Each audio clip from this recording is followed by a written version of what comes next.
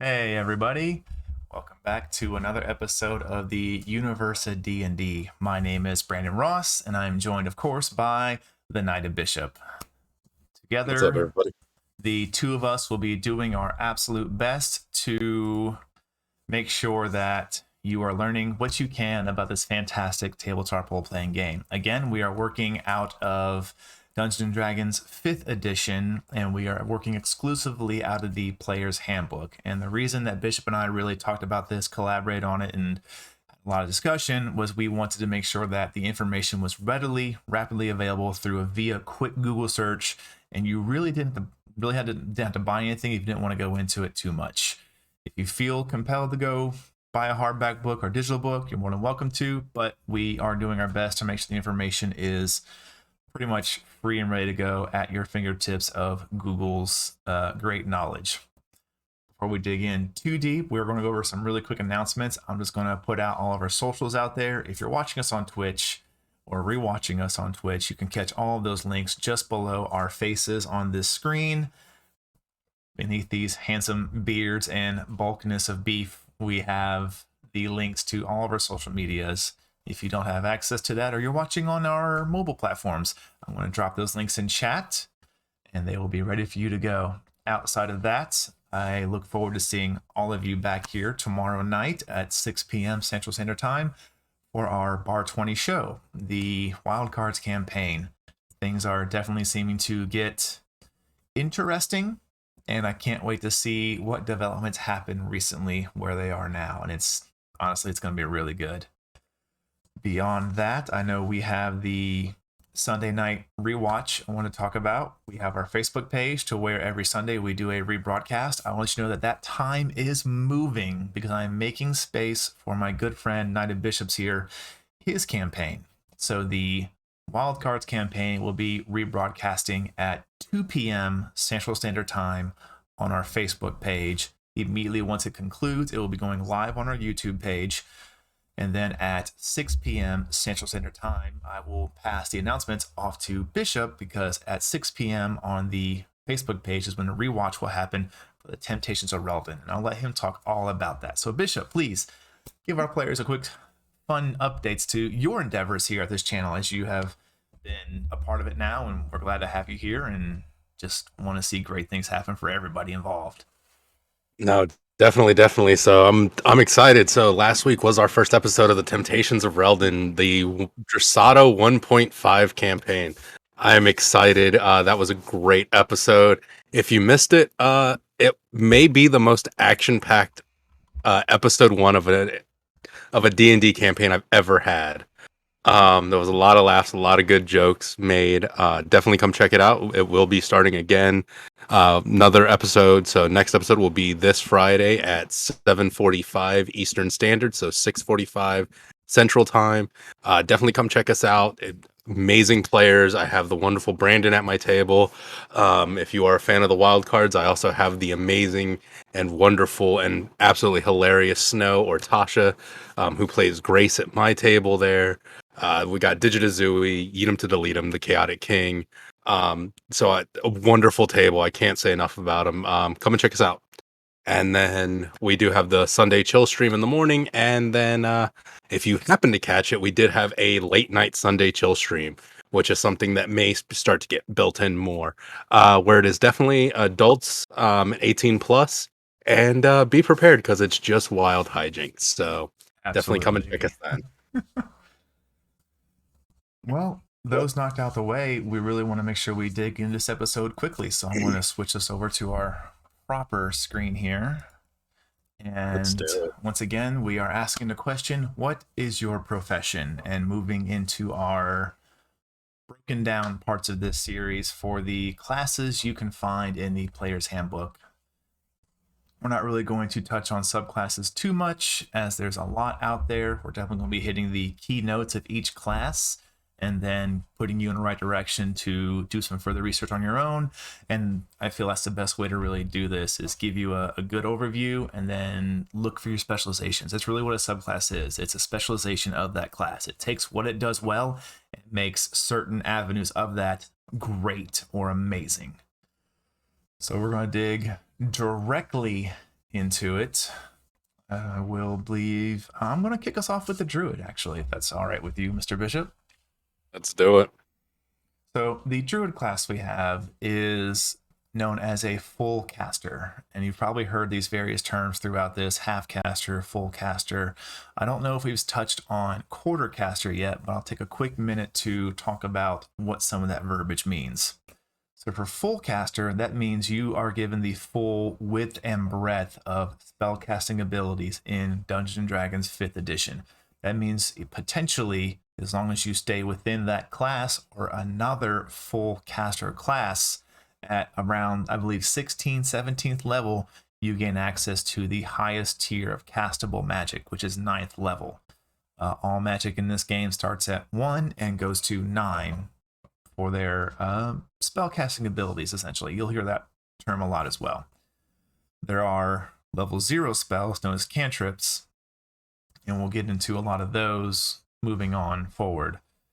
But when it comes to half casters, your spell casting ability caps at 5th level spells. You cannot learn beyond that without specific and particular traits of certain classes.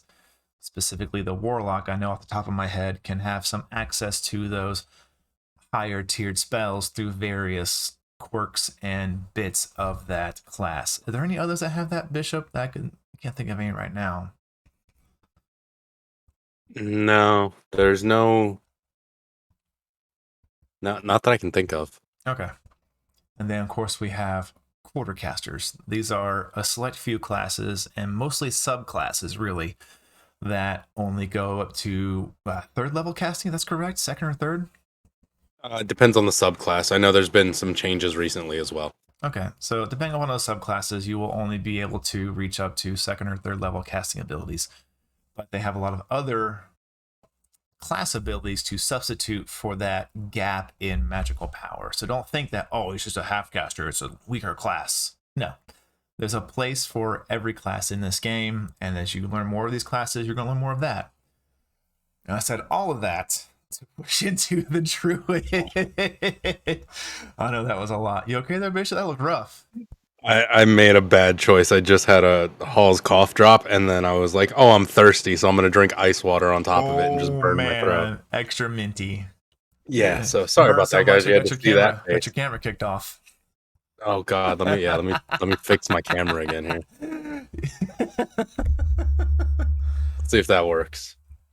So, as a lot of you know, with Druids, they get when that word comes to mind, you instantly think of someone who is in line with nature, the land, and things like that. And that is really the easiest and best description for this. It is a class that is extremely tied to nature and those kinds of spell casting abilities, and along with a very particular thing called their ability to change into animals or other creatures. And we'll move into those as we talk about it.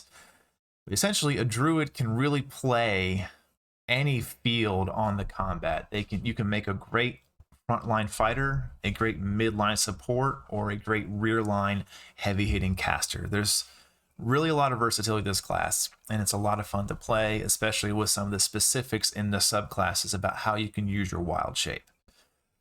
But we're going to start obviously with our first level. You have your druidic language and then spellcasting abilities. Druidic is literally just a quick language and a secret language of the Druids. You can speak the language and use it to leave hidden messages.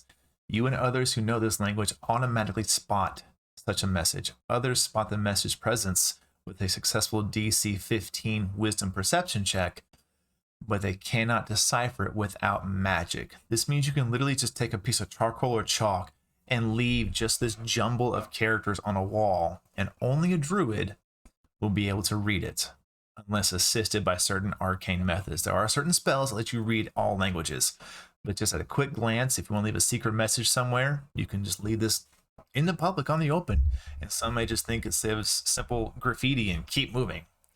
But a druid will know, oh, safe house down the corner, or watch out for guards, things like that. Definitely a lot of uses and versatility to this. And then, of course, with spellcasting, you immediately open up into the ability to cast 2 first level spells. Moving down to second level, this is where you pick up your wild shape and your druidic circle. And this is definitely interesting with the druid, is that you see at second level is when you pick up your subclass, or also if you're you pick up your subclass at second level. So far we've seen, and it's kind of a general run-of-the-mill things, is at third level is when the larger majority of classes pick up their subclass. Which we've seen last week with the cleric, you get it at first level, which is rather potent. With the barbarian, we saw it at third level. With the bard, also third level. So this is a thing that can help put the druid, give it a bit of an edge over some of the martial classes, just because to help with their inability to have a lot of base hit points without using certain features. One of those great features being wild shape. Starting at second level, you can use your action to magically assume the shape of a beast that you have seen before. You can use this feature twice, and you regain these uses when you finish a short or long rest, and that is huge. Some of these have limitations, and again, we're going off base druids here, so these limitations you can see on screen here. At second level, your max challenge rating, and what that is that's typically a number or a term for the dungeon master to determine how to build encounters. And if you catch us next season when we have our 201 classes, we'll be touching on some more of the DM specific classes. So for now, just know that as a player, when you hear the term CR or think of challenge rating, that is a number assigned to that creature to determine its threat and how much of a threat it is to a particular party. So for here at second level, you can turn into a max challenge rating of 1/4. It cannot have a flying or a swim speed. And it gives you a great example, wolf.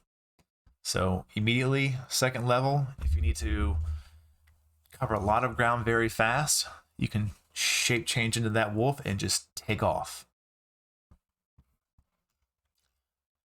At fourth level, we'll go ahead and go through all these, so when you see them later on in the chart, you'll know what it means. At fourth level, it bumps up to half. Now you can have a swimming speed, but no flying speed. Great example here, the crocodile. So if you are, perhaps you're playing a pirate campaign or mainly a seafaring campaign, or if you're playing a druid and you need to go dive for treasure, turn into that swim speed creature. Turn into probably shark, probably within a range of half challenge rating, right? I think you're muted, Bishop. I definitely was, because I'm special. I will definitely check that right now. Thanks. While he's looking that up for me, we're going to move on to when you hit 8th level, you can go to max CR 1, and there are no more limitations. So if you need to turn into a creature that has a fly speed to do perhaps, say, some scouting, or you need to sneak into somewhere, so you turn yourself into an eagle or an owl, you can do that. Here the example is giant eagle. Obviously, you're not doing a lot of sneaking as a giant eagle, but there are a wide variety of smaller flying creatures that can help you get in and out of the city. Or if you just want to really scare a whole lot of people because you're an evil character, turn into a giant eagle and buzz the city. So for half CR, you can do a ape, black bear, clawfoot raptor, a crocodile, a fiendish giant spider, giant canary, giant dragonfly, which is kind of interesting, giant goat, giant sea eel, giant sea horse, which would be terrifying, No, a giant wasp. There's the exact example I'm looking for, a giant seahorse. You need to go dig for treasure. You can wild shape into that creature and move into it. And here is the huge kicker about wild shape. You stay in a beast shape for a number of hours equal to half of your druid level, rounded down. You then revert to your normal form unless you expend another use of this feature. You can revert to your normal form earlier by using a bonus action on your turn. You automatically revert if you fall unconscious, drop to 0 hit points, or die. Kind of self-explanatory here. The big one to remember here is drop to 0 hit points. That's not your hit points. That's the hit points of the creature you turned into. So if you pick a creature with 50 hit points, then you've just essentially gained 50 extra hit points. This is a huge feature to use if you're wounded in combat and you need to just get away. You can make that change into a quicker creature and just bolt from combat. And here is where the kicker of Wild Shape really pulls through. Your game statistics are replaced by the statistics of the beast, but you retain your alignment, your personality, intelligence, wisdom, and charisma scores. And this is where it really helps you a lot. Just to make a point out here, the spell Polymorph. If you haven't heard of that, what it does is Polymorph allows you to be turned into another creature, but you fully turn into that creature to include your intelligence, your wisdom, and charisma scores. So you may have this really cool idea that I'm going to, hey, turn me into a, spider, and I'm going to go sneak in real quick. Turn me into a rat. Turn me into a rat. I'm going to sneak into the place and then unturn, and bam, we've snuck in. Well, if you get turned into a rat via polymorph, you will now have the brain of a rat. You might not be able to retain that mission in your head that, oh, I need to get through this door. You may just quickly move to that feral instinct. I smell food. I'm going to go that way. With this, you turn into a rat. You keep everything that you are, so you can stay focused on what you're doing, or if you need to sneak into somewhere, or just keep yourself. That is the edge that Wild Shape gives you. Let's see here. You also retain all of your skill and saving throw proficiencies, in addition to gaining those of the creature. So there's no loss here. You can gain the proficiencies of that creature. So if you turn into a giant ape and it's proficient in athletics, I'm sure it probably is, you can gain that proficiency. If the creature has any legendary or lair actions, you cannot use them. That is for your higher tiered creatures that have the ability to have those. Just remember, you cannot use those kinds of lair actions or legendary actions, to include, I believe, legendary resistances. When you transform, you assume the beast's hit points and hit dice. When you revert your normal form, you return to the number of hit points you had before you transformed. However, if you revert as a result of dropping to 0 hit points, any excess damage carries over to your normal form. The example given here is if you take 10 damage in animal form and you only have 1 hit point, the animal form will take the 1 damage hit point, and then you will take the remainder 9. Again, this is a huge feature to use if you're wounded in combat and you can really bank on the hit points of the creature you're turning into. Just remember that anything that bleeds over into your form. So if you decide to transform at 1 or 2 hit points, just know you've only got those 1 or 2 in the other form. For a base druid level, which we're talking about here, is you cannot cast spells, and your ability to speak or take actions that it requires is limited to the capabilities of your beast form. Now, transforming does not break your concentration on a spell you've already cast. However, or it cannot prevent you from taking actions that are part of that spell, such as Call Lightning, which is a rather large feature here. You could cast your concentration spell, and if, like Call Lightning, it has effects that can take place on further rounds, you can continue to maintain your concentration as that creature and use your action to cause that lightning to strike down again. And then for here, it's just a little more of thematics. You can choose whether your equipment falls to the ground in your space or merges into your new form and is worn by it. Worn equipment functions as normal, but the DM decides whether it's practical for the new form to wear a piece of equipment based on a creature's shape and size.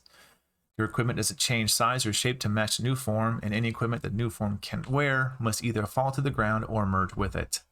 The equipment that merges with the form has no effect until you leave the form. And that is what we have for second level, which was a lot to go over, but that is the key feature of this class. Yeah, they get a little bit. They get a little bit, yeah. And what you're going to see here is probably a lot of blank spaces in the table as it moves up, and that is because, again, they get that quick feature at level 2 along with their subclass at level 2. So a lot of their level ups may look lackluster, but as a whole, it's still a rather strong and good class to choose for just about anything you want to play in this game. At third level, your spellcasting ability improves, shown in the table. At fourth level, your wild shape improvement kicks in, as we talked about earlier, and you get your fourth level ability score improvement. At fifth level, your spellcasting abilities increase to another tier. At 6, you pick up your Druid Circle feature.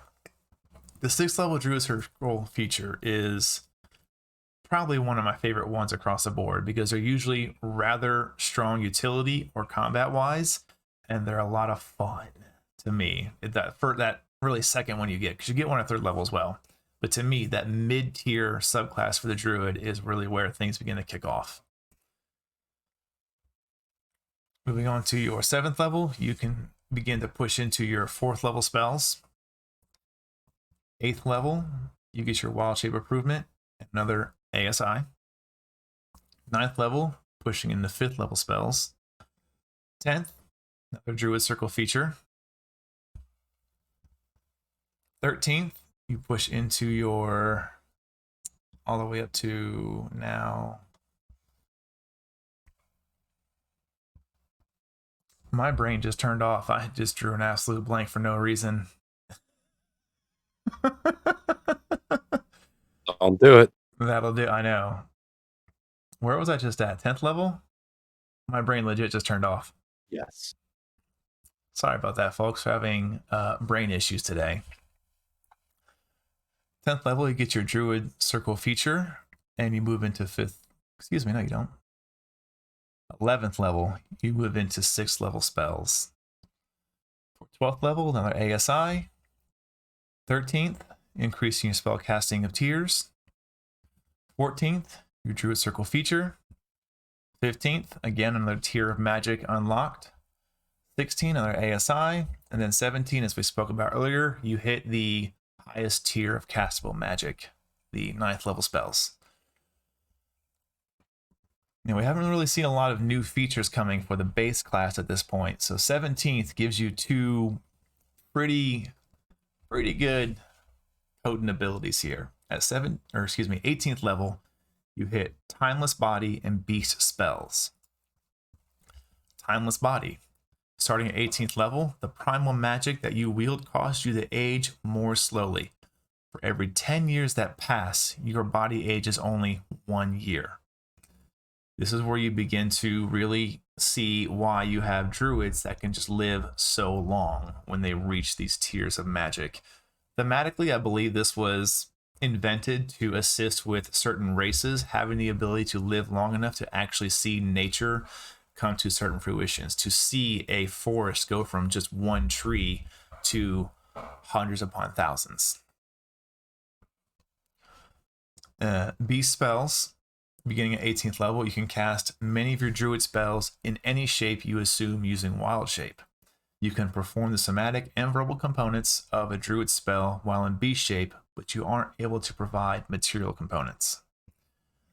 At 18th level, if you decide to turn into these creatures that you now have lesser restrictions on, you can cast your druid spells in that form, whereas previously you could not. At the 19th level, you see your final ASI, and then at 20th level, you reach the pinnacle of this class known as the Arch Druid. At 20th This level, is where you become broken. this is where you become extremely beyond super ultra broken. At 20th level, you can use your Wild Shape an unlimited number of times. Additionally, you can ignore the verbal and somatic components of your druid spells, as well as any material components that lack a cost and are not consumed by the spell. You gain this benefit in both your normal shape and your beast shape from Wild Shape. So the reward for seeing yourself through from level 1 to 20 of Druid is this amazing capstone ability. And I think it's just awesome they gave you that kind of reward, because it's phenomenal. It's a lot of fun. I've never played a 20th level Druid, but if I did, I know I'd have a blast. They are definitely a interesting class. All right, I'm going to get us back on the table, and then thoughts on the Druid. Thoughts on the Druid? Druids, you are a slow burn in the beginning. I will say that. Your first couple of levels, you may not feel the most powerful. Definitely look into your beast shape, as that will help you depending on the subclass that you choose. Once you get up there, though, druids become extremely powerful, and they really can fit into any of those roles. I love having a druid at the table. As someone who has a druid at the table, it is a ton of fun. All right. Where do you see druids at for you? As far as race class combo, I would say let's talk about race class combo, where you normally play it, and then where you like to see them played as a DM. okay. Race class combo, you can never go wrong with elven or half elven. That just really fits the druid, and it really helps build on it. I do like the gnomish druid as well. I just think there's something great about that. Um, as far as where I like to play a druid, I love playing a druid in one of two places. I love playing the druid either as a dedicated healer, Okay. or I love playing the druid that is just overwhelming the fight with as many creatures as it can. Um, so that's where Okay. I like playing the druid. What about you? Where do you put your druid? Oh, for race class combo, again, you hit it around the nose. You can't go wrong with full elf or half elf. No, interesting, but I think it would be personally, I'd like to see a really good like half orc druid, just a really like of the land orc. Just because I always see orcs as the nomadic tribe. They're always moving, always living off the land. So I think it'd be great to have at least a good couple druids in every clan. There you go. For playing a druid, I don't believe I've ever actually played a druid. So if I Um, did, I would probably pick one that was much more of the utilizing the wild shape to be a frontline fighter, using that health pool to boister myself and just be a really good upfront tank. I can see that. Where I enjoy seeing them played, honestly, I believe the Druid shines in mid range with AoE casting of both buff and damage. They have some really good damage spells that can do a lot of damage at the low levels. I mean, I think it obviously at fifth level, everybody gets really good spells, but I think even like third and fourth, they really just see some good potential with damage reduction or boistling their allies or debuffing and damaging their enemies. Especially Definitely. with things like, I know this is a feature of the Ranger too, but like the entangle spells or things like that.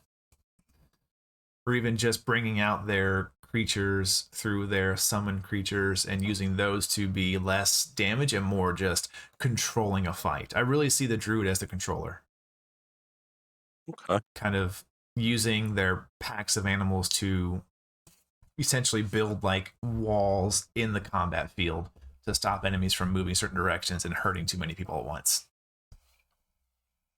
Okay, I can see that. All right, Bishop, fighter. You asked All for right, this, you got it. let's get on to one of my favorite classes because I am that guy that loves to play the human fighter. We're just going to talk about that right now. You are vanilla Um, as vanilla gets. I am, but you know what? There's just so much you can do with it. So let's talk about the fighter. So the fighter here, as everybody will say, is the vanilla character class. If it is your first time playing D&D, most people will tell you, grab a fighter, play a fighter, you're gonna have fun. They are not wrong about it. Fighters are absolutely fun. So let's get into this. So the fighter has one thing that I love above almost any other class, and that is just the base fighter has no magical ability whatsoever. So you don't have to worry about magic tables. You don't have to worry about magic in any way, shape, or form for your fighter if you don't want to. Now, when you get into your subclasses, some subclasses for the fighter do gain magic. So you do have that option, and there are a ton of subclasses for the fighter. But let's get into it. So for your basic fighter, we're going to go over the table. We're going to go into each ability. So when you choose to play a fighter, your hit dice is going to start off at a D10. So you're automatically at that level one going to start off with 10. Your hit points, just like everything else, is based on your con. For your proficiencies, you're going to get all armor and shields. So if you think you want to wear a piece of armor, guess what? You can because you're a fighter. Your weapons, simple weapons and martial weapons. Tools, you don't have any, but that's all right. Saving throws are your strength and constitution. Skills, you get to choose from either acrobatics, animal handling, athletics, history, insight, intimidation, perception, and survival. So if you notice, when you're a fighter, you have these very hardy and extremely useful skills that you're always going to be pulling from. That is what makes a fighter so great in the first place. Now, for a fighter, you get two different things, and I'm going to talk about them in two different sections. One is you get your subclass, and the other is fighting styles. Now, those are two different things, but they do blend, and they can make your character two totally different characters individually. That's why I'm going to talk about them separately. So we're going to go over fighting style first when we get there. So starting off at first level, you do get your +2 to proficiency bonus, and you do get your fighting style and second wind. So this is just at first level. So you pick up your fighting style, you adopt a particular style of fighting as your specialty. You choose one of the following options. Now, you can't take a fighting style more than once, even if you get to choose again later on. So these are just some of the fighting styles. Again, we are only going off of the player handbook. So you can choose from archery, where you gain a +2 bonus to attack rolls when you make with a ranged weapon. So if you have any kind of a ranged weapon, guess what? You're already going to have a plus to hit. Um, Defense, while you're wearing armor, you gain a +1 bonus to your AC. So not only do you just gain armor and armor class for wearing armor itself, but just because you're trained in this style, guess what? It goes up even a little bit more. Dueling, when you're wielding a melee weapon in one hand and no other weapons, you gain a +2 bonus to damage rolls with that weapon. So you're automatically doing more damage. With dueling, wearing a shield does still work with dueling because a shield is not a weapon. So you do get the option if you're gonna dueling, you can hold the shield.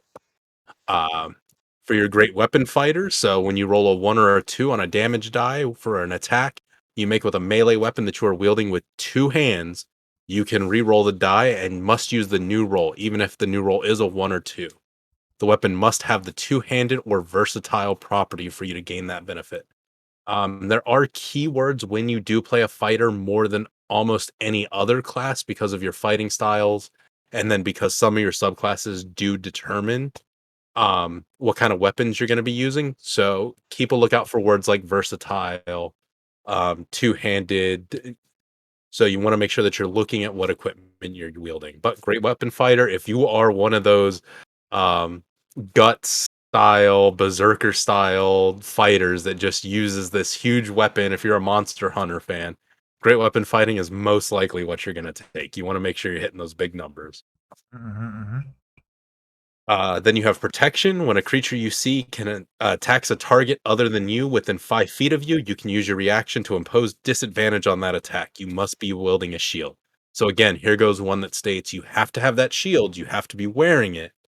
You have to be using your shield. But if something attacks one of your allies, you can throw that shield out and kind of help try and deflect. Two weapon fighting. When you engage in two weapon fighting, you can add your ability modifier to the damage of the second attack. So this is awesome. This just means that you're able to do more damage with that secondary weapon. And then you also get second wind. You have a limited well of stamina that you can draw on to protect yourself from harm. On your turn, you can use a bonus action to regain hit points equal to 1d10 plus your fighter level. Once you use this feature, you must finish a short or long rest before you can use it again. So this just gives you that extra boost. Fighters are all about being able to pick themselves up at that last minute and give it all. That's what makes fighters so cool to me. Level 2 then. I mean, and this is all just level 1 that you get to start making these choices and you really get a dynamic character from. And that's why I love fighters. So at second level, you get Action Surge, which I think is one of the most broken abilities that characters can get. So Action Surge. At second level, you can push yourself beyond your normal limits for a moment. On your turn, you can take one additional action. Once you use this feature, you must finish the short or long rest before you can use it again. And then starting at 17th level, you get to use it twice before a rest, but only once on the same turn. So you can't action surge on the same turn. That wouldn't be Excuse broken me. at all. No, that wouldn't be broken at all. But fighters action surge becomes your hat in the hole. This is when you need it, when you want it there. It every time that you say, "I'm going to action surge," you should be pulling out something stupid. And you will be throughout the entire campaign. All right. So going on to third I have a again. question, Bishop. Yes, sir. You can talk about this later on in the fighter class, but I want to make sure that I want to ask this question now, and you can answer it later. No, go ahead. What's the question? If I use Action Surge, how many attacks do I get? Well, we will go over that when we get to 5th level because that's where it becomes most important. Oh, okay. Sorry to interrupt. No, there was a reason for not mentioning it. All right, so at 3rd level, you do get your martial archetype. So that is your subclass. Mhm. There is a large, large number of subclasses for the fighter. There are some that each person will feel is stronger than others. There are some that I've never seen played, so enjoy them as much as you can. At 4th level, you get your first ASI or ability score improvement. Now fighters, more than any other class, I believe, get more ASIs. I believe I Uh, believe the monk comes Monk close, comes but I believe close, but I think the definitely this fighter. comes from a term why I so affectionately call the fighter the feeder. Because you can Yes, take your ability score improvements and just have feats, all the feats, feat. You can definitely. One great thing about the fighter is that yes, everyone's like, oh, it's a vanilla class, it's so basic. Yeah, but it's also extremely specialized. You can take these feats and take these great things to really hone in on a concept of a character. If you want to be the absolute best at being a crossbow fighter, there are so many feats that complement that kind of play style. You can just really specialize into that. And it's the more you learn about using these kinds of things, to me, the more fun a fighter becomes, just because you can have super specializations. People are like, oh, they don't get expertise. No. Oh, they don't get this or that. No. But you get like, I think probably 6 or 8 potential yeah. One, feats. 2, 3, 4, 5, 6, How many you got 7. there? You get 7 potential feats 7 potential feats. That's honestly or crazy. 7 ASIs. Yeah, nuts. But anyways, going on. No, that I appreciate you saying that because it is true. The fighter. So during an ASI, you can either take the ability score improvement, which we've talked about before, which is where you get the +2 to one stat or +1 to two different stats, or as long as your DM allows, you can take a feat. Now, because you're playing a fighter, most of the time you're going to be able to take feats. I don't know any DM that has ever told a fighter, no, you're not allowed to take feats. Um, because if not, then you become extremely broken in other ways. If you're just allowed to just take Yeah. ASIs, um, you become very broken. Fast. So, with those ability score improvements or those feats, as a lot of DMs like to call them, they are feeders. Depending on what kind of race you take, as most people, when they take the variant human, so you automatically start with one feat out of the gate, and then you just build from there. But that takes us to our next level, which is 5th level, where our proficiency bonus does go up to +3, and we do get one of the most important features for any fighter. And I will talk about one downside with playing a fighter. And this is only a downside when you're playing multiple martial classes. And that is that at 5th level, martial classes do get extra attack. Unfortunately, if you are multi-classing and you take multiple classes past that 5th level, the extra attack doesn't stack. You only get one extra attack. So which is a lot of unfortunate. newer players will see that and they will get excited that they get multiple extra attacks, and it doesn't stack that way. Sorry, guys. No, unfortunately not. If it did, everybody would stack to 5th level for multiple martial classes. Oh yeah, absolutely. You kidding me? But with extra attack. So let's go over extra attack here. Beginning at 5th level, you can attack twice instead of once whenever you take the attack action on your turn. Now, this is important. I'm going to reread that. You can attack twice instead of once whenever you take the attack action on your turn. So, Brandon asked a very good question earlier us for action surge. On your turn, you can take one additional action. So, what does that mean?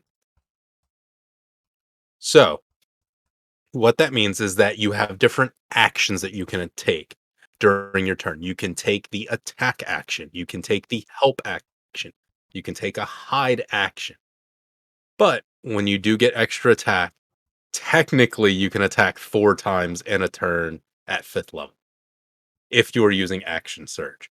Because you can say, I take the attack action with my extra attack, so I get my 2 attacks, and then I'm action surging for my second additional action, in which that action I would like to also attack. Being that I'm using the attack action, I do get to attack twice again. Huge, huge feature there for if you're in that hard combat fight and the DM is like, "Oh, you did a lot of damage to the boss. He's looking pretty rough. You got that ace in the hole." I use action surge. That can really turn the tide of a combat. It really can. Now, don't just look at action surge um, as I'm only using it to attack. You can use it True. to do anything. I have done the action surge to dash. Because sometimes you're just getting beat and you You just gotta need to be able to roll. run. You gotta run fast. There's nothing wrong with taking your action to dash and then taking your action surge to dash even further. Sometimes the greatest strategy is a hasty retreat. Sometimes. All right, so let's get back to our leveling here. So at 6th level, again, we get another ASI or feat. So you can already see we're already bumping up our skills. 7th level, you're getting your martial archetype feature. So that's your subclass feature. At 8th level, again, another ASI or another feat. Mhm. At 9th level, our proficiency bonus is going up again to +4, and we are getting Indomitable. Now, Indomitable is a very interesting ability. So, beginning at 9th level, you can re-roll a saving throw that you fail. If you do so, you must use the new roll and can't use this feature again until you finish a long rest. This is one of the only base fighter abilities that is long rest locked. Very true. Most of your other fighting abilities will be short rest or long rest, which is huge for you as a fighter. Yeah, you can definitely do well with those. If you have a DM that wants to play a little bit of a grittier campaign or a little more of like some people call it like a hardcore campaign, and they kind of less long rests, having that short rest recovery is huge for this class because you can just keep, as the name says, fighting. You're a fighter, you can just keep going. Oh yeah.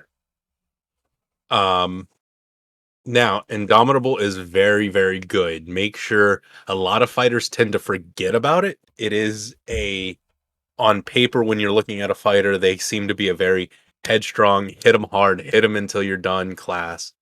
And so Indomitable, I've seen it a lot where players just completely forget about this ability. But for a saving throw, you get one just chance of no, I don't want to do it. Um, the fighter does in fact love their power naps. They are the kings and queens of power napping. Absolutely. And important note here to remember is that you must use a new roll. So if you roll, let's say you roll like a 12 on the dice, but you know it's going to be a pretty tough saving throw, you run a risk of doing worse. Remember that. You do. Playing a fighter, you make a lot of chances, and It's a really good way of setting up the fighter. I love them. All right. So at 10th level, you get your martial archetype feature. So you're getting another feature. 11th level. Here's where it gets fun again. So 11th level, you get extra attack. What this means is that you can attack 3 times instead of twice whenever you take the attack action on your turn. So what that means is that if you attack, you're attacking 3 times, and then if you action surge to attack again, you are attacking another 3 times. So you are hitting 6 times out of 11th level if you are using your action surge at that point. Yes. And again, just real quick, make a quick note. As you hear these words and numbers being thrown out there, remember this is for basic things that don't require certain things. Like if you're using a crossbow, it has to be reloaded. Yeah. If you're using a firearm, it has to be reloaded.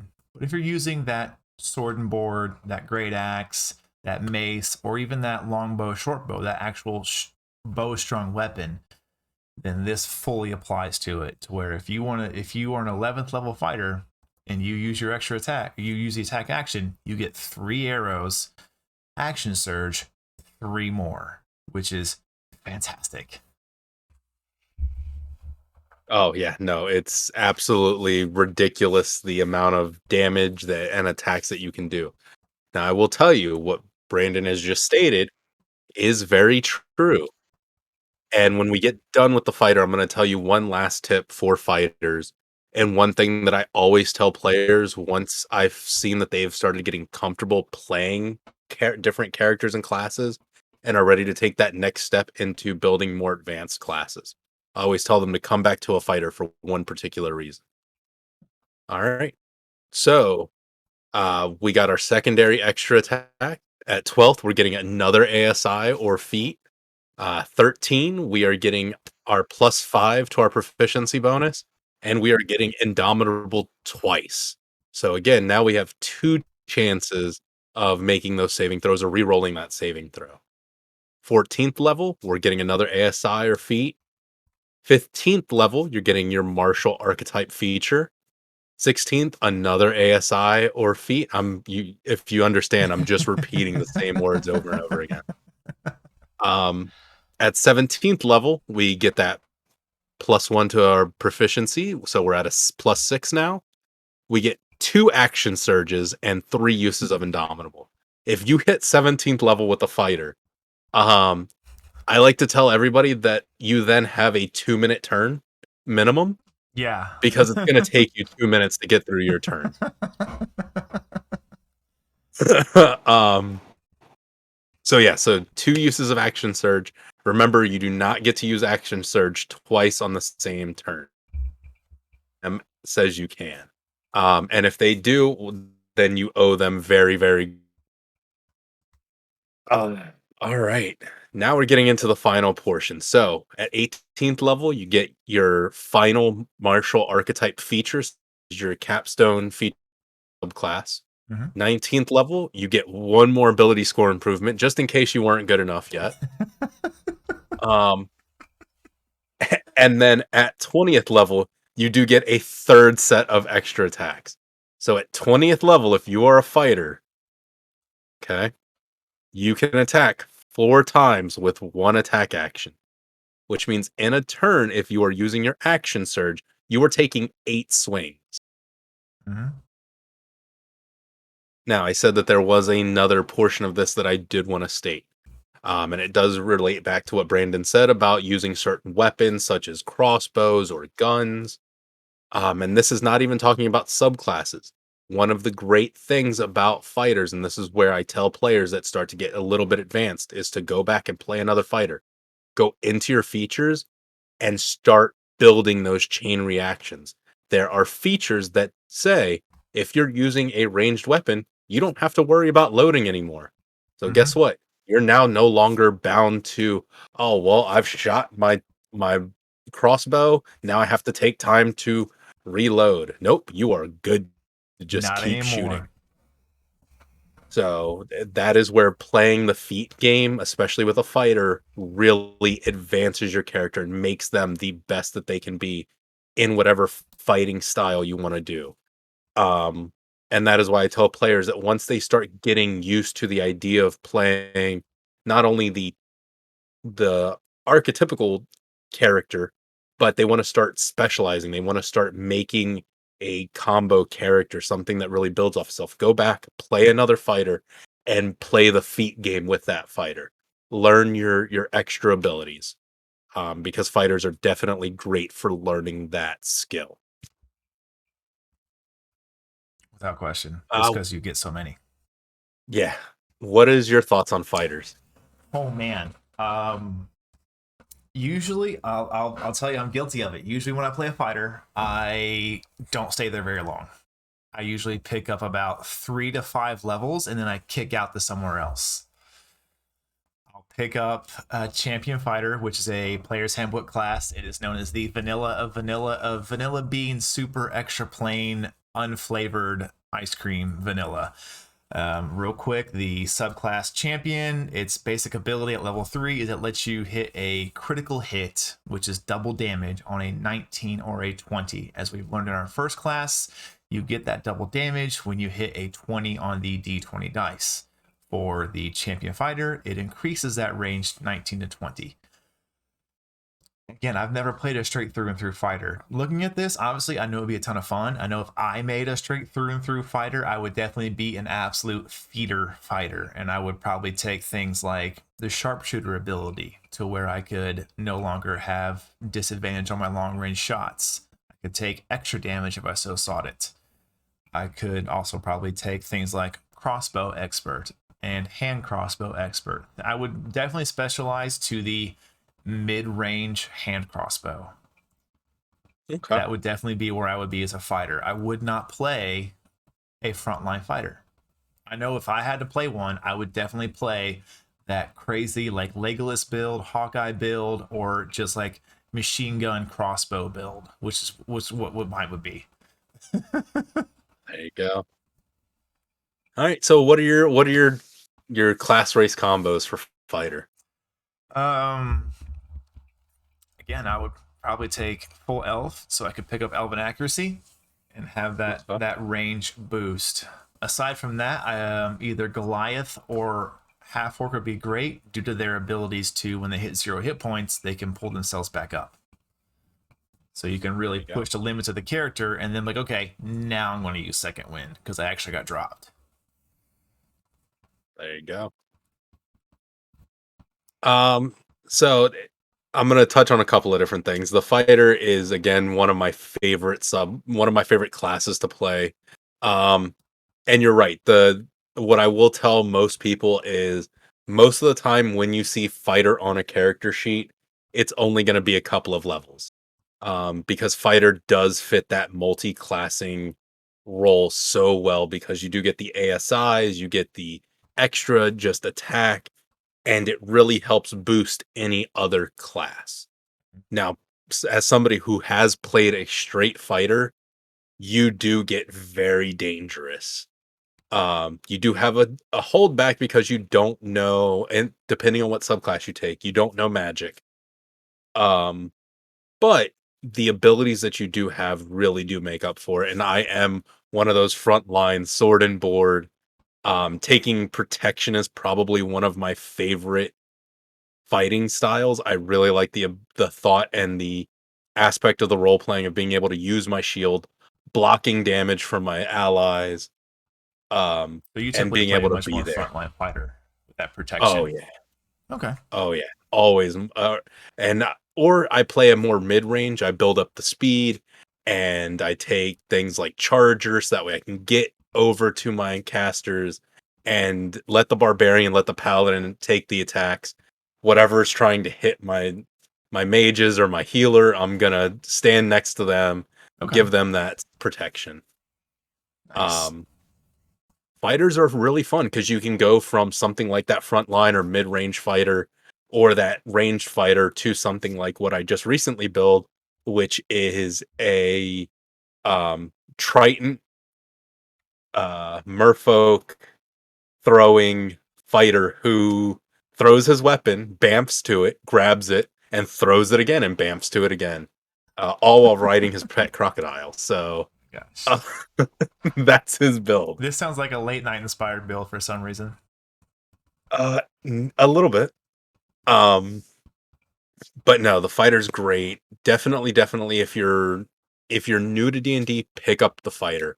I am a huge fan of the human fighter, as I have said 100 million times. If your DM will allow you to play a variant human fighter, Go for it, because you're why have good. 7 features when you could have 8? Yeah, just go for it. You will not be shackled. This is a class that I will say though, has changed a lot with Tasha's coming out. Especially with Tasha's coming out, and then with the new book coming out, this class has changed a lot. So definitely just keep your eye out and ask Yep. questions. But no, the Never fighter's be a great afraid. class. Yeah. Great point there, real quick. I'm going to bounce off really fast. Is never be afraid to ask questions. Never be afraid to grab your DM, be like, hey, can I talk to you off to the side? Any DM worth their salt is going to be like, sure, absolutely. And they're going to coach you and help you get there. So never be afraid to ask questions. Or if you have questions for us, I'm going to do a quick plug. Join our Discord, and we will be more than happy to answer any questions for you in our Discord. For sure. Definitely. And as I said, this is one of my favorite classes to play as. Yeah, God, I can't talk enough about fighters. I really love them. All right, let's go on to the monk. Another very fun martial class. Again, if you think about the monk, you think about a class that hits people with unarmed strikes, and that is the entire basis of this class. What they do have, of course, is their key or their key points. And what that does is it fuels a lot of their what could be considered arcane abilities or arcane adjacent abilities, things that can fuel them beyond the human limitations or mortal class limitations you see.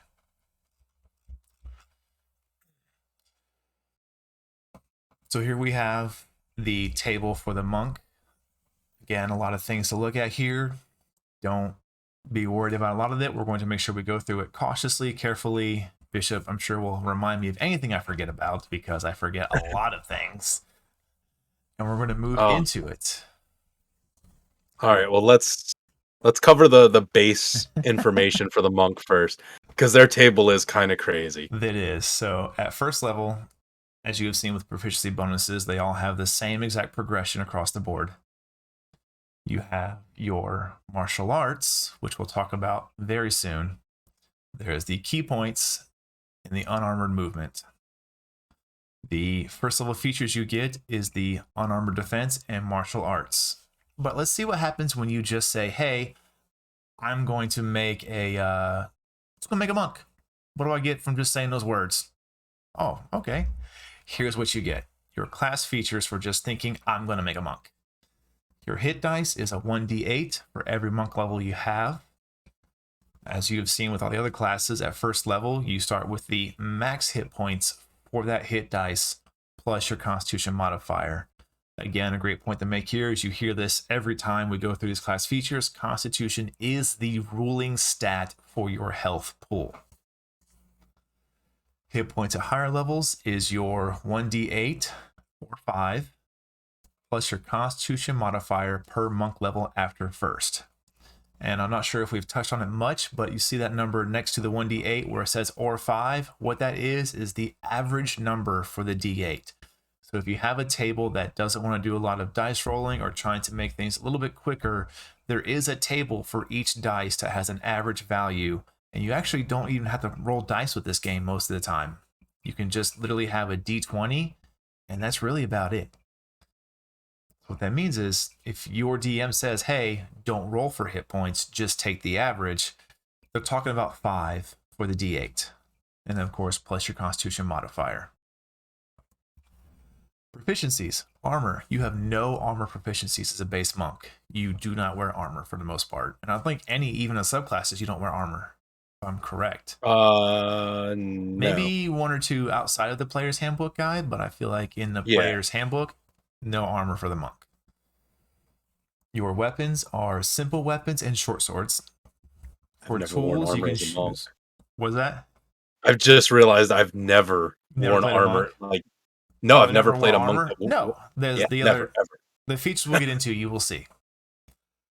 For the tools, you choose any one type of an artisan's tool or a musical instrument. Your saving throws are dexterity and strength.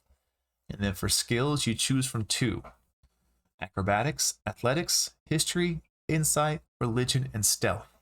Again, if you look at the theme here, these are things that usually, when you think of a monk or some kind of monk tradition, these are the skills that most align with them. You're going to be agile. You're probably going to be strong. You're going to have a knowledge. You're going to have good gut instincts. Again, circling with the knowledge of religion. And then you're going to be stealthy, or you have the option to choose that proficiency to be stealthy. For your starting equipment, you can have a short sword or a simple weapon, a Dungeoneer's pack or an Explorer's pack, and then 10 darts. And then we're just going to roll right into your first level 1 ability, Unarmored Defense.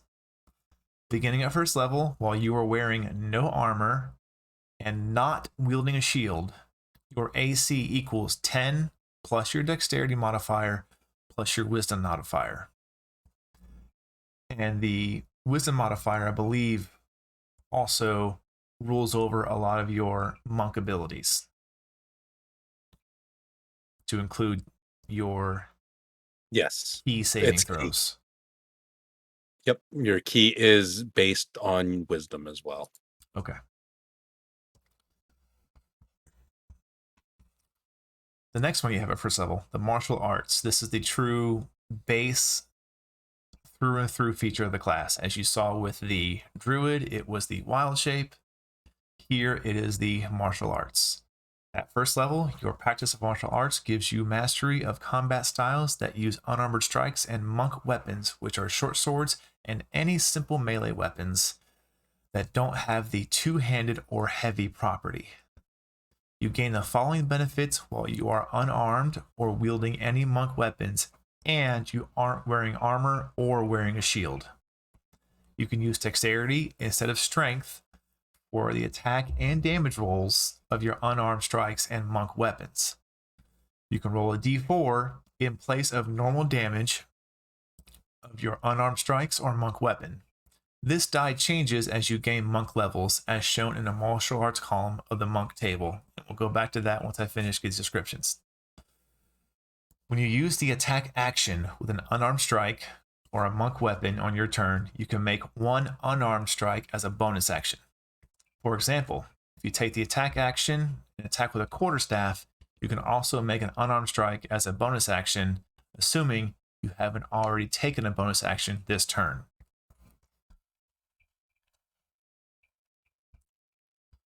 Now, quick bit of side message here. Certain monasteries use specialized forms of the monk weapons. For example, you might use a club that is 2 lengths of wood connected by a short chain, or nunchucks, or a sickle with a shorter, straighter blade called the kama. Whatever name you use for a monk weapon, you can use the game statistics provided for the weapon in Chapter 5 of Equipment. So this is really for the player and the DM to kind of come together and talk about it like, hey, I want my monk weapon to be this. Okay, let's look at the table provided and see what weapon most closely aligns with that. And so long as it follows the properties mentioned here, it is a good to go weapon for your monk style and can be used as a monk weapon, so long as it follows the mentioned restrictions on them. I'm going to move us back up to the table and kind of look over a bit of it. So here you can see that martial arts die it was talking about. So for levels 1 through 4, your unarmed strikes deal 1d4 of damage plus your dexterity modifier. Now, what's huge about this is that anyone untrained as a monk, they do not get a roll unless they have certain features or fighting styles that grant it a basic unarmed strike by any other class that's not a monk has no role. It is just that creature's strength modifier number, and that is all they can do. For the monk, you're trained how to strike. You know where, when, and exactly what points to hit. So as your knowledge as a monk grows, your damage dice grows with that. From 5 through 10, use a d6. 11 through 16, use a d8. And from 17 to 20, you use a d10. This is for each strike you make. Keep that in mind as we go through this class. Every unarmed strike uses that damage dice, plus your dexterity modifier.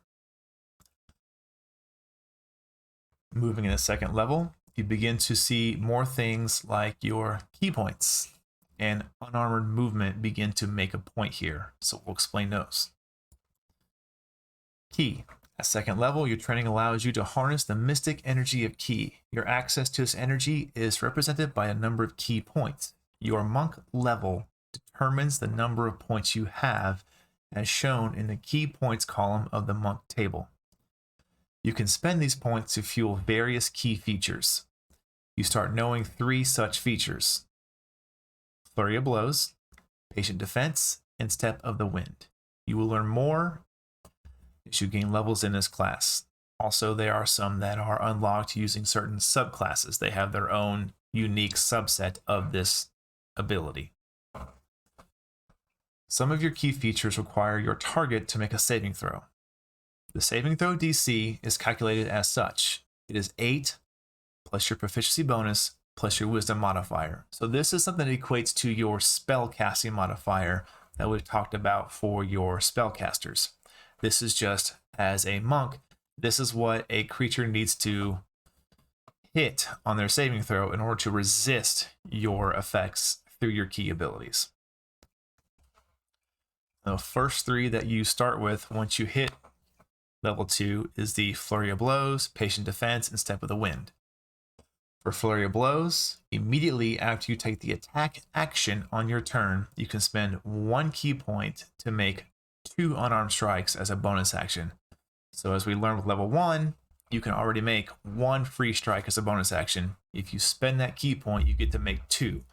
So at second level, you already have the max potential to attack 3 times in a turn, so long as you have the key points to spend and the bonus action economy. And you are unarmed. And you are unarmed. Very important. Patient Defense. You can spend 1 key point and take the dodge action as a bonus action on your turn. And I don't think we've really talked about the dodge action yet, so we'll get into it. The dodge action is normally, as it states, an action. And it has to use the action economy to be triggered. What it does is any creature that attempts to attack you while you're using a dodge action attacks you at disadvantage. So in order to shift that into a bonus action with a key point is a huge feature. It really can make or break or help keep your character in the fight longer. If you're able to really gather the attention of the enemies and be like, I'm the monk, I'm over here in your face, try and hit me. And then you take the dodge action as a bonus action, you still get to attack, and then any incoming attacks are at disadvantage. And then we have Step of the Wind. You can spend 1 key point to take the disengage or dash action as a bonus action on your turn, and your jump distance is doubled for the turn. For disengage, what that is, both these disengage and dash usually fall in the action economy. In the action portion of the action economy. Spending a key point here allows you to push that into a bonus action. So you can still attack. You can still attack.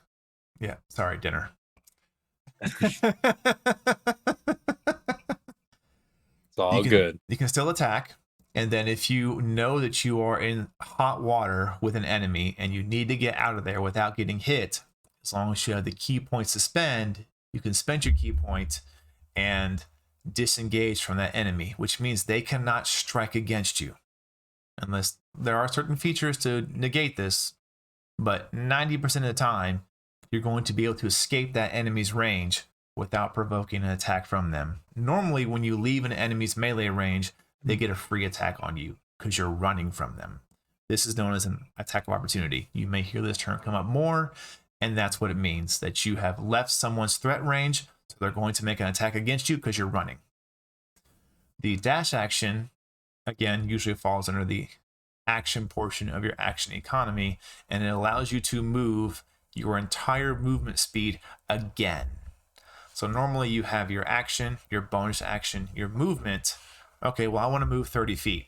Let's just say that's your base movement speed. Okay, you move 30 feet. Well, if you still need to get closer or further from your enemy, typically you have to use your action.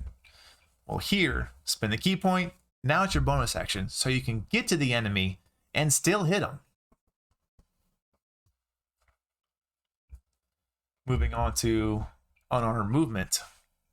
Starting at second level, your speed increases by 10 feet while you are not wearing armor or wielding a shield. This bonus increases when you reach certain monk levels as shown in the monk table. At 9th level, you gain the ability to move along vertical surfaces and across liquids on your turn without falling during the move.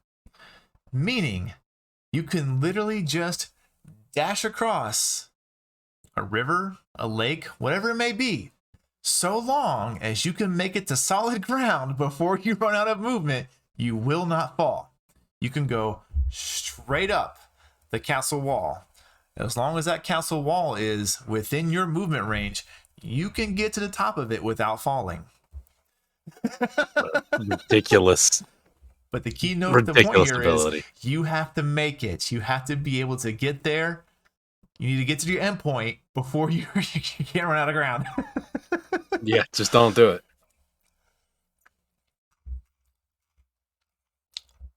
Moving to 3rd level.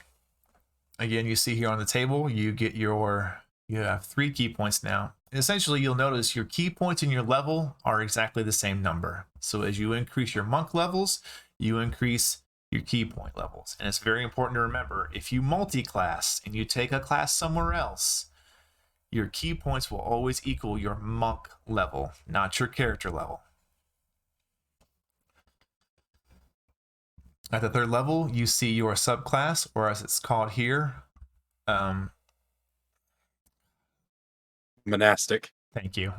Your monastic tradition. I'm going to just make you say it every time. No, that's fine. It's your monastic tradition. That is your subclass. I'm just going to call it tradition because I am not going to be able to, I don't know why. I see that word, my brain shuts down. So your tradition, your monk subclass. Your monk subclass at 3rd level, which as we have seen for majority of classes, 3rd level is when you get that subclass. And then a great monk ability, deflect missiles. This is like a keystone meme ability of the monk, which is amazing. Starting at 3rd level, you can use your reaction to deflect or catch missiles when you are hit by a ranged weapon attack. When you do so, the damage you take from the attack is reduced by 1d10 plus your dexterity modifier plus your monk level. If you reduce the damage to 0, you can catch the missile, and if it's small enough for you to hold in your hand, and you have at least 1 free hand, if you catch the missile in this way, you can spend 1 key point to make a ranged attack with the weapon or piece of ammunition you just caught, as part of the same reaction. You make this attack with proficiency, regardless of your weapon proficiencies, and the missile counts as a monk weapon for the attack, which is a normal range 20 feet and long range 60 feet.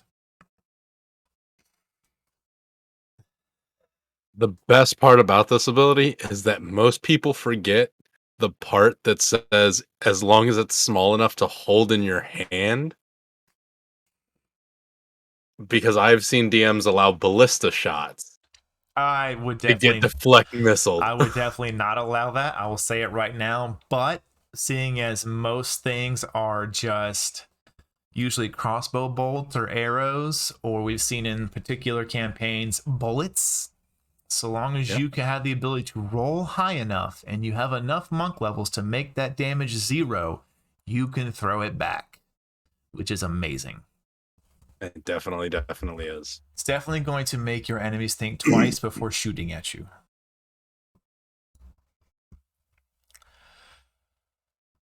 Moving on to 4th level, we have the ASI and also a feature called Slow Fall. Beginning at 4th level, you can use your reaction when you fall to reduce any fall damage you take by an amount equal to 5 times your monk level. So just in case you're scaling that castle wall and you do run out of movement up that vertical slope, it's going to be okay because you can land and hopefully not die. Man, if only somebody would have taken a monk, Friday may not have been so difficult. May not have been. I don't think there was enough slow fall to reduce that damage. That's a long way to fall. You know, it's a distance. It's a distance. You're right. Moving on to 5th level, you see the increase in your damage dice for your monk weapons or your unarmed strikes. And you get extra attack, which is where, it's pretty nuts here. Now, you only get one use of extra attack as a monk, but really, you're already getting like extra attack to the nth degree because you can use your bonus action to attack twice if you have the key points. Yeah. So here at 5th level, you have extra attack, which gives you 2 main attacks. So you can punch, you can bonus action punch, then you can key point bonus action punch. So at 5th level, you're already striking maximum 4 times. And what really is great about the monk is where you get into stunning strike, or as a lot of players affectionately call this, stun lock. Yeah, this is a note for new DMs. This will be the thing that makes you angrier than anything else. Just about. Be prepared. Yeah, if you have a monk and you roll low, if you're a DM who just notoriously rolls low, get ready. Because starting at 5th level for that monk, they can interfere the flow of ki in an opponent's body. When you hit another creature with a melee weapon attack, you can spend 1 key point to attempt a stunning strike. The target must succeed on a Constitution saving throw or be stunned until the end of your next turn. Very important wording there is that this creature is stunned until the end of the monk's next turn. So that means for the entire turn, all the way around, they're stunned. And then even again, the monk can use that stunning strike their entire next turn to refresh the ability. Thus the term stun lock. Now there is another important word here, and that is that this has to be a melee weapon attack. This cannot be from one of your unarmed strikes.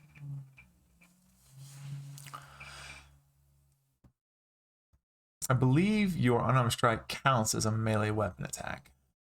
I don't believe so. I think that's why I'm unsure with that.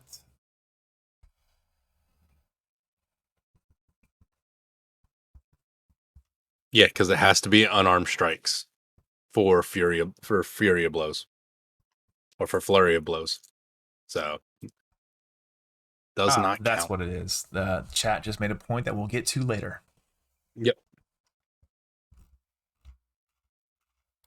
So moving on to our 6th level ability, which is what chat just reminded me of. Thank you guys very much. Is the key empowered strikes and your good job. Yep. So 6th level key empowered strikes. No, say the words. Your monastic tradition feature. Thank you. So key empowered strikes is starting at 6th level. Your unarmed strikes count as magical for the purpose of overcoming resistance and immunity to non-magical attacks and damage. I believe this is where your fists begin to count as melee weapon attacks. I don't know. I have to look in on that. That is a rule read we're gonna have to go over. We will research this and give you an answer post credits in post-production of this video. That's a very good point. And it's definitely something you're going to learn with D&D is that sometimes you can, and I'll touch on this real quick, you can go by the rules as written, rules as intended, or the rule of cool. We'll touch on those very fast. Rules as intended, which means as they read, how are they intended to word? Rules as written is how does it read text by text, and then rule of cool is what's cool and how's it going to work and not be too broken. But we'll get you an answer to that in post-production at the end of this video. It does not count Does not count? because it is still not a weapon. Okay. So there, we have a great point we can make quickly.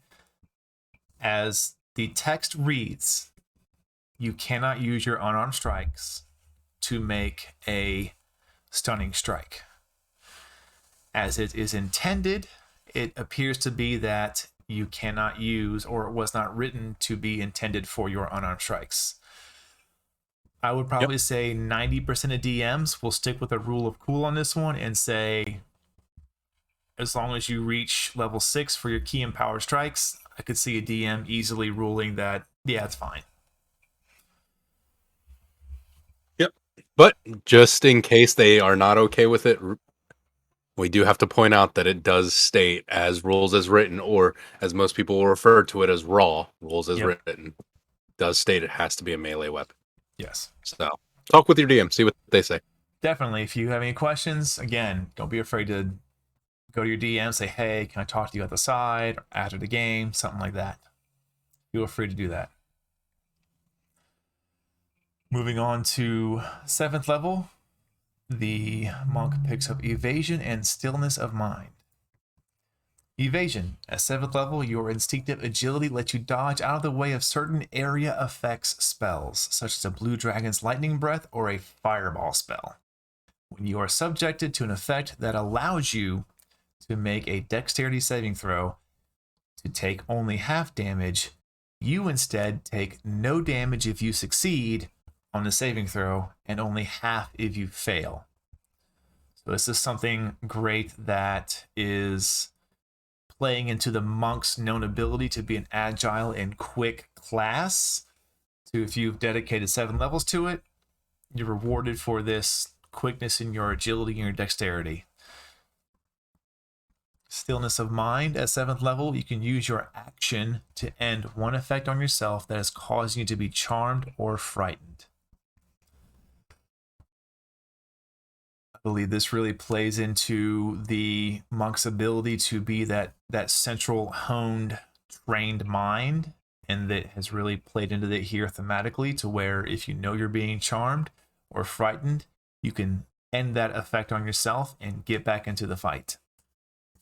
For sure. I can't wait till 10th level.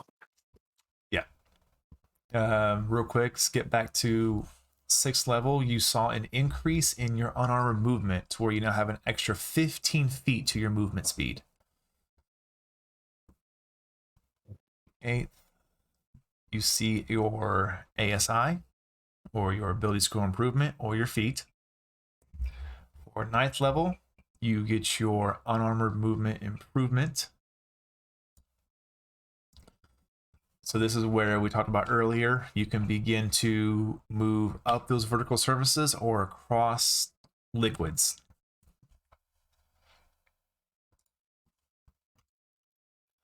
And then 10th level. 10th level feature is huge for the monk. It is pretty potent. And what it is, well, first let's get into your unarmed movement. You are now at a plus 20 to your base walking speed. That's almost double for some classes.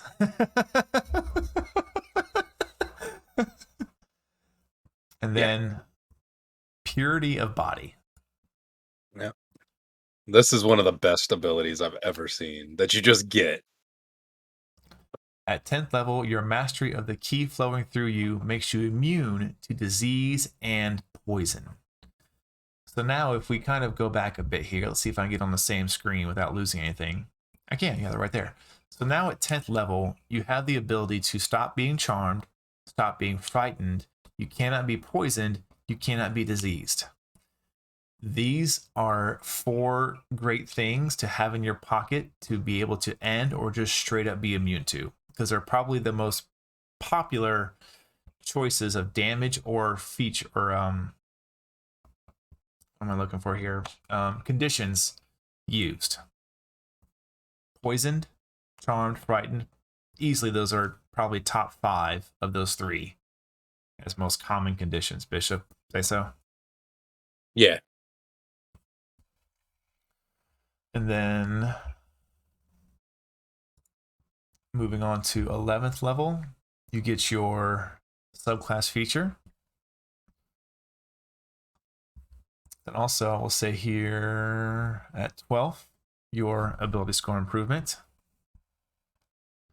At 13th, you get the, we're going to skip back to 11 real quick. You do see an increase in your damage die to D8. So now every punch you do or every monk weapon you use, regardless of what the damage dice is on the weapons table, as long as it is classified as a monk weapon, that weapon is dealing 1d8 damage.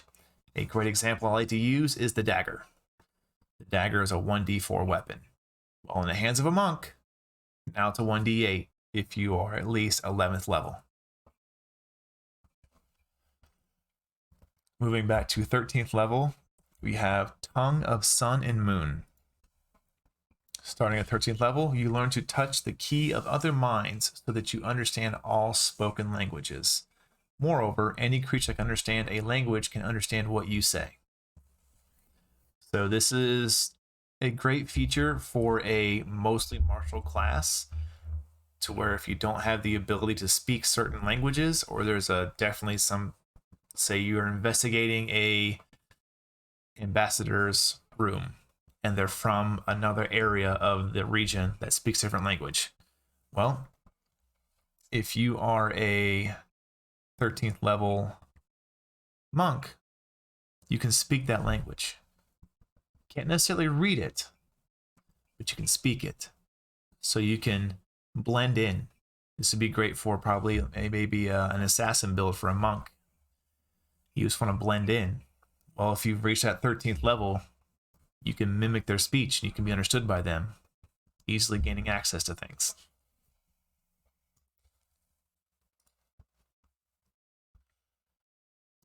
At 14th level, you see an increase to your unarmed movement to plus 25 feet. And I know that's double for a lot of the smaller races we have, specifically the gnome, correct? And the halfling, they're both at 25, is that correct? Sorry, I'm responding to the chat. Okay. So if you are one of these smaller races that only has like a 20-25 move speed, well, you throw 14 levels in monk and now you've doubled your move speed. And you gain at 14th level Diamond Soul. Beginning at 14th level, your mastery of Ki grants you proficiency in all saving throws. Additionally, whenever you make a saving throw and fail, you can spend 1 Ki point to reroll it and take the second result. This is great for a martial class. To be proficient in all of your saving throws is just huge. I mean, there's a lot of spell effects out there. There's a lot of effects that can be imposed on a player out there. And to have proficiency in everything, especially at this level, that's a solid, let's jump back real quick to 14. That's a solid +5 at the minimum for your saving throw. So that's going to help boost a lot of things for that character. Moving on to 15th level, get to Timeless Body. Starting at 18th level. Did I go back to the wrong?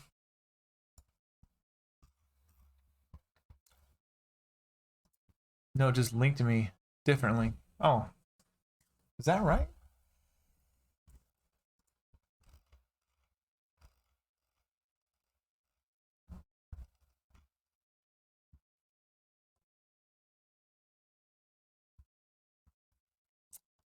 That's interesting. All right. So for a 15th level, I don't know why it took me where it did, but for 15th level, Timeless Body. At 15th level, your Ki sustains you so that you suffer none of the fragility of old age. None of the frailty of old age, and you can't be aged magically. You can still die of old age, however. In addition, you no longer need food or water, which is great for a survival campaign or anything where maybe your DM's throwing some challenges at you and like, oh, well, how much food did you bring for the party? How much water did you bring for the party? Well, you can just step up and say, well, I've got 15 levels of monk. I don't need to have food or water anymore. So we can pack, X amount less pounds of food, spend less money on this, and pack lighter and move quicker.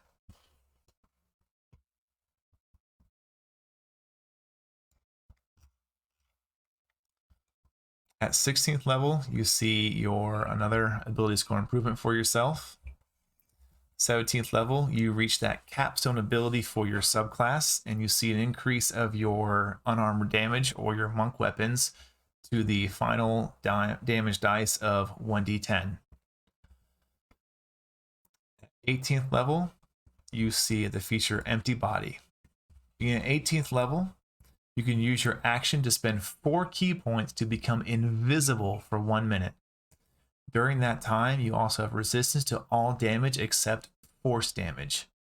Additionally, you can spend 8 key points to cast the Astral Projection spell without needing material components. When you do so, you can't take any other creatures with you. So this is really great to where if there's that key moment in a campaign, especially at 18th level, a lot of things are going down. A lot of things are probably happening to your character. You definitely gained a realm-wide reputation as some kind of adventurer, whether it be for good or bad. You may need to sneak into somewhere, whether it be sneaking into a capital city because you are the bad guy, or sneaking into the bad guy's lair. Well, now you can make yourself invisible for a minute, and that's just you. You don't have to rely on a spellcaster to do it for you. While their effects are longer, this does not take that spell slot. And then for Astral Projection is huge to push yourself out of your body and really go to another plane of existence and view it and even spy on it if you use this properly.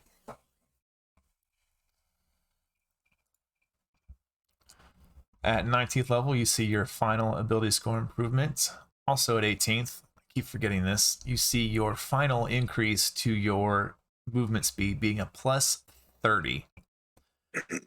So you get double movement. Gotta go fast. Yeah, essentially there's only like one class I can think of that has a 35 move speed. Everything else has base 30. You hit double movement for dedicating 18 levels to the monk. That gotta go fast. I mean, it really is the meme. You have to go fast. 19th level, like we said, you get the ability score improvement. And then at 20th level, you see your capstone ability, Perfect Self. At 20th level, when you roll initiative and have no key points remaining, you regain 4 key points. That, ladies and gentlemen, is huge. Yeah, that's ridiculous. That is 4 rounds of an extra attack used intelligently. Or that's 4 rounds of patient defense, or 2 rounds of patient defense. I'm sorry. Yeah, it could be patient defense. No, it's 4. 4. It can be patient defense. That can be Step of the Wind. Step of the Wind. A Stunning Strike. If you really need to go in on that. Missiles. Deflect missiles. If you know you're low on HP and you're just trying to get away from somewhere. But Bishop, thoughts on the monk? Your pairings? Love the monk. Sorry that I've been quiet so long. I've actually been reading more on the unarmed strike. Whether or not it counts. We get a ruling on that? So the ruling flip-flops.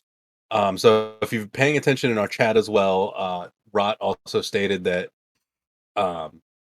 Jeremy Crawford did say that unarmed strikes have always been weapon attacks. And it is not considered to be a weapon in the way a longsword is considered to be a weapon, but the rules let you make unarmed weapon attacks anyway. But he has also then gone and stated that unarmed strikes have no weapon properties whatsoever and can only be counted as unarmed strikes. So there's no full ruling. It's really up to DM. So what you're telling me is, in a game where we have a dungeon master who runs the game, they get to make a final say on this? They will always get to make a final say on everything. It was a trick question. So Very good answer. uh, talk with your DM, let them decide. So it's up to your DM. As far as the monk itself, I love the monk. I think they're a very fun class. There are some subclasses for monks that I don't find fun. Personally, I find one fun that a lot of people hate, which is the Kensei monk. Yeah, I find the that's my love favorite. of Kensei. Yeah, I love the devout to one weapon that you hone so well that you become of that. For me, monks, I have there's a couple of races that I like to play with monk. The first one is orc. I love the orc half orc monk. I love that just s- creature of the land learning to hone themselves. Um, and just the half orc abilities with monk is gross. Yeah, very true. Savage attacker. It's well, not even just savage attacker, but just yeah, no. Um, the other ones that I really like is I really like the monk human. Just great all around. You have the stats, use them. And then keeping within the Dungeon Master guide, I will say the half elf monk is always a great class. What about you? Oh man, What are your pairings? having played a high-end monk for a one shot, I gotta say how much absolute fun they are. Very particular. Um, one of the base monk classes can have an ability. For the subclasses, has an ability called Quivering Palm. What's great about this is it does a lot of damage, and you can choose when. I won't get into particulars of it, but I will say that it's very fun to look a green jacket in the eyes and say, "This is a great fight. Now go to sleep." I believe for that one, I think I just made a human monk. But in the most part, I don't really see nothing really like comes to me and just says this has to be a monk. You need to use this. Like for me, there are some classes like okay, I need to stick with probably this class because this makes them or this race because it makes the most sense for these certain things. Not everything. You don't have to take again. This everything we talk about here on this show for these Tuesday nights is our opinions and how we feel about For certain sure. things. Never take our word as gold. Go do your own research. Go do your own fun, and just play the game to have fun. And that's what we're really trying to get out there. But circling back to that, nothing to me really just screams, this is Monk. Like I definitely see like the lean towards wanting a strong looking character like the Goliath or the half orc. But again, with the ability to use your dexterity modifier as your attacks, it has become incredibly versatile. You could literally just make yourself a fun halfling or a fun gnome that just punches the ever loving crap out of people. Sure. Monk is another one of those classes that I mainly only ever use as a subclass as a multi-class. It's a subset. Yeah, like if I'm gonna play a monk, it's definitely only up to 4.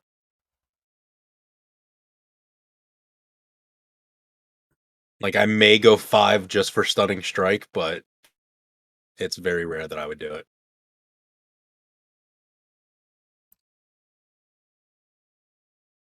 I would definitely say also,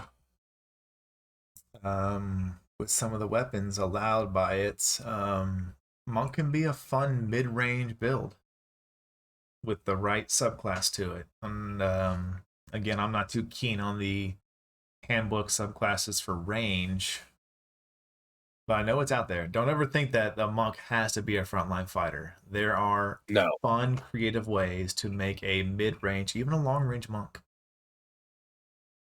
But really just ask yourself, what is the purpose of your monk? What's the purpose of your character? And that's what a lot of these come and down to. that's what you should be asking yourself for every character that you create. What purpose? What do I want to do with this character? And then play fighter because you can do anything.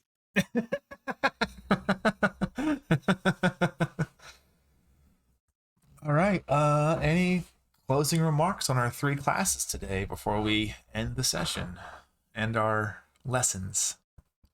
I will say this particular three set is a set of classes that if your group comes together and they don't have one of these three classes in it, I would almost say talk to your group, see what you are playing, because these are very heavy staple classes. Um, and I know for some people it's really hard to see the monk as everybody thinks of this Eastern philosophy style character when they hear monk. Um, it doesn't have to be that. The monk is a very good basis for coming up with different ideas. I've seen some people play monk as that boxer, just Mm-hmm. pugilist style. And instead of calling it, stunning strike, it's, haymaker, and they just reword what it is. So that way they Yeah. get that extra. So you can always do that, guys. But no, these are great classes. I really love these three classes. And we're getting to mine. Mine'll be here soon. We'll Yeah, finally we're gonna use talk it. about a class that I don't like too much here soon. So, Oh man, I can't imagine what it is. oh, I know exactly what it is. Can't wait to get there. Everybody knows what it is. I'm gonna make you do it too. Why? It's your favorite class. Yeah. It's next lesson, right? Next lesson. It is, yeah. All right. Hmm. Well, thank you all so much for being here. We hope you had fun. We hope you learned something. We hope we have in some way inspired your creativity and your confidence to go play this game. If not now, hopefully soon in the future once this series is finished. Again, be on the lookout for this to hit YouTube. I am going to hold on to this until we finish the classes. And then once we have finished discussing the classes, I will be releasing the first, what would that be, 5 episodes together onto our YouTube. So Yeah. I'll make that announcement when we finish up with the wizard. You can know when to catch it on YouTube. And I really wanted to hold them together so when they were released, they all made sense. You had access to all the classes at one time. So until then, we hope to see you here tuned in live on these Tuesday nights, kicking off at 6:30 Central Standard Time. Hope you had fun. I look forward to seeing all of you when I get to pick up my DM chair and sit down in it for my Wild Cards campaign tomorrow night. Also, be sure to come back for our Friday night campaign to where I get to be a player in that guy's campaign, and I get to be thrown into the ocean by my brother. Yeah. That is something that this week is going to be an interesting week. Like, we got a lot of drama going on in Wild Cards, and then there's a lot of stuff going on in Temptation. I A mean, it's a lot of things going on. Please come check us out. Come hang out. If you haven't done so, please jump into our Discord. I look forward to seeing all of our lovely people there for just talking, having, getting through your day-to-day life struggles, getting through day-to-day fun, getting through day-to-day memes, meme wars, making fun characters, asking questions, getting your questions answered, helping people learn, grow. That is really, to me, hopefully we are forefronting that kind of community to just have fun and help each other as we can. I know that this community means a ton to me. I think about you guys a lot. I hope that as the forefront of this, we're doing all of you proud. I can't wait to give all of you amazing things. Like when we hit 200 followers, I'm going to be giving away a little bundle of fun to one lucky winner when we hit that. I will say that I have already let you know one of them is going to be a signed Dungeon Master guide signed by myself and every member of the Wild Cards table, to include Knighted Bishop. I will be making sure it gets mailed to him and he can sign it and mail it back to me. So be and just message me whatever you want to have it signed. I will make sure that it is signed in glitter glue. I'm gonna send you the Sharpie with it. Maybe not. I don't want the Sharpie to break mid transit. That would be Anyways, bad. No, that'll be awesome though. that is going to be one of the things given away when we hit 200 followers. So if you've had fun enjoying these lessons, tell your friends, tell your family, let them know, hey, Player Hater Gaming is more about just playing Dungeons and Dragons. We're here to also help you learn about this game, help you talk about it with other various shows, or just have fun on a Sunday chill stream. You want somewhere to just hang out and laugh at somebody play video games? I gotta tell you, United Bish is a great place to do that.